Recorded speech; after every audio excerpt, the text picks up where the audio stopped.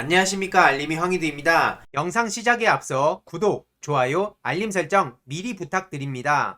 시작하기에 앞서 2월 나눔 북스에 대해서 먼저 말씀드리려고 합니다. 최민희 전 의원님의 쉼없이 걸어 촛불을 만났다, 이 책 아시죠? 이번 2월의 나눔 북스는 최민희 작가님의 이 책으로 결정했습니다.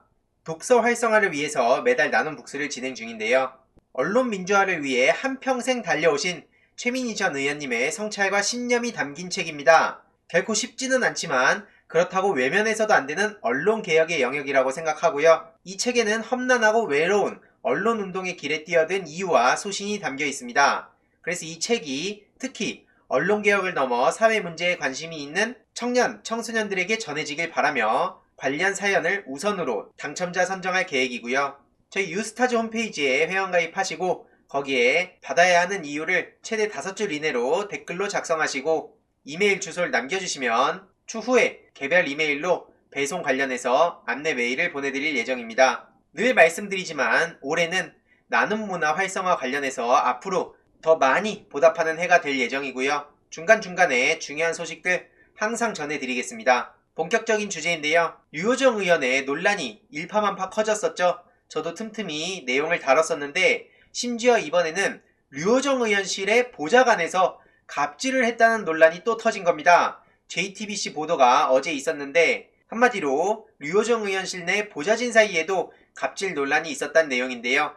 최근에 그 전직 비서, 이 비서가 A 비서입니다. 제가 일정을 안 한 적 있나요? 이러니까 B 보좌관은 안 한 적이 없는데 이제 그럴 수가 있겠다는 생각이 든다, 이런 메시지를 JTBC에서 확보를 했다는 겁니다. 중요한 건 전직 비서가 쉬는 날에 전화를 늦게 받았다며 아무리 일요일이지만 너무한 거 아니냐, 당시에 전직 비서는 몸이 좋지 않아 잠을 자고 아이들에게 식사를 챙겨주고 있었다고 합니다. 그런데 그 비보좌관은 주무셨더라도 부재중 3-4개가 와 있으면 전화를 하셨겠죠.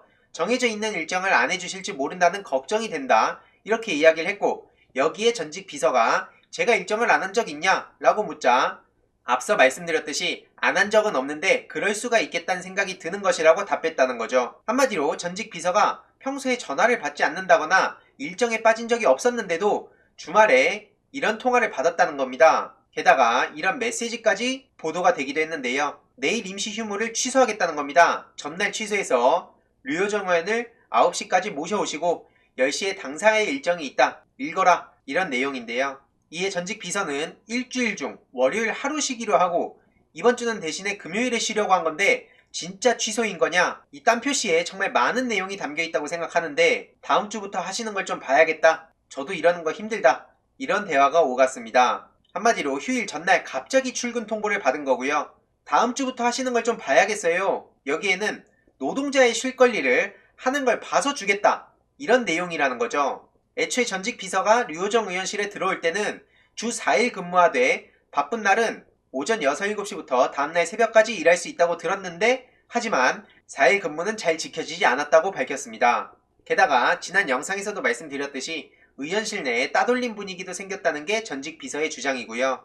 비 보좌관은 그렇게 느끼셨을 수 있다 라고 대답을 했다는 거죠. 심지어 그 자리에서 전직 비서를 향해 저성과자가 아니다, 되게 잘하셨다, 이런 발언도 했다는 건데 한마디로 저성과 때문에 전직 비서를 면직시켰다는 류호정 의원실의 면직 통지서 내용과는 다른 발언인 겁니다. 이에 보좌관 B씨는 전직 비서가 왜곡된 주장을 하고 있다고 말하고 있는데 중요한 건 전직 비서는 류호정 의원실이 구두 계약과 다른 조건으로 일을 시켰다는 입장을 밝히고 있고, 심지어 B 보좌관은 주말에 전화를 걸고 업무 지시를 한 사실에 대해서 가끔이지만 맞다고 인정까지 했다고 합니다. 다른 당도 아니고 정의당의 오랜 역사는 노동운동을 한평생 해오고 그게 정의당의 깊은 뿌리이자 철학이자 가장 중요한 핵심 가치였습니다.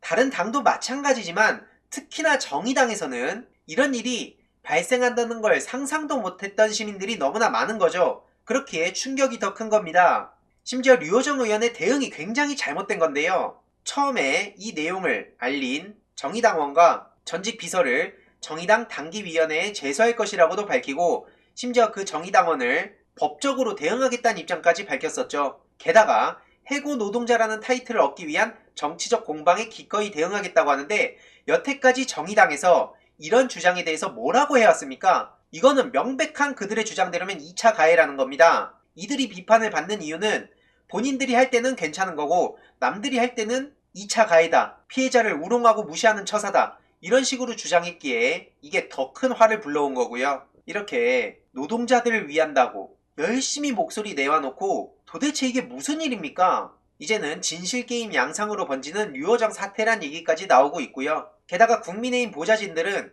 류호정 의원을 향해 듣도 보도 못한 꼰대라고 비판하고 나섰는데, 류호정 의원에게 절실한 두 가지는 성찰과 사퇴라고 얘기했다고 합니다. 지금 류호정 의원과 류호정 의원실이 비판받아 마땅하다는 것 전 충분히 이해합니다. 그런데 다른 걸 다 떠나서 국민의힘 보좌진들이 이런 상황을 듣도 보도 못한 꼰대라고 비판하고 비난하고 그럴 자격이 있냐는 겁니다. 국민의힘 내부 의원들한테서 많이 보지 않았습니까?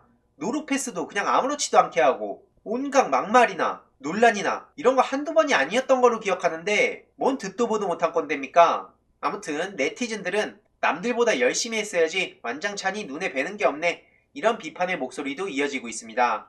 한마디로 정의당의 오랜 역사를, 그런 뿌리의 근간을 지금 류호정 의원이 제대로 흔들고 있다는 얘기가 나오고 있고요. 게다가 작년 11월에는 조선일보 타임캡슐 봉인 창간 100주년 행사에 가서 당당하게 얼굴을 비춰서 이게 상상도 못한 행보에 많은 시민들이 비판의 목소리를 낸 적도 있습니다. 배현진 씨 옆에서 저렇게 웃는 모습을 보이고 있기도 한데요. 이게 정의당의 비례대표 1번 주자로서 상상이나 가는 행보입니까?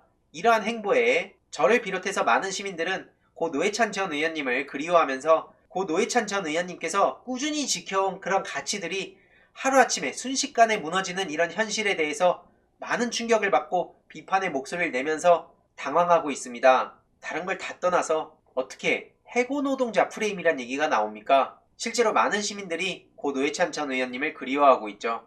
다음 소식인데요.